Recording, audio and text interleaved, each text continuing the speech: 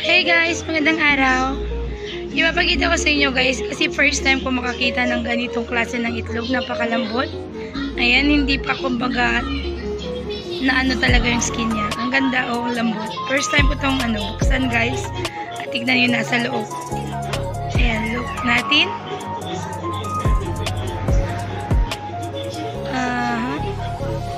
Ang lambot niya talaga guys. O yun, ang ganda. Eto. Fresh na fresh talaga guys kasi kakakuha lang doon sa farm. At tignan nyo naman, ganda ng kulay niya. Talagang itlog talaga siya. O itlog siya.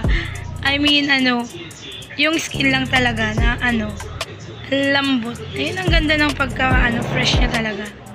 Ayan, ito yung buo naman, crack kasi siya. Ayan. Niluto ko na. Pare-parehas lang. Nga naman, di ba? Ang cute ng itlog. Ang lambot.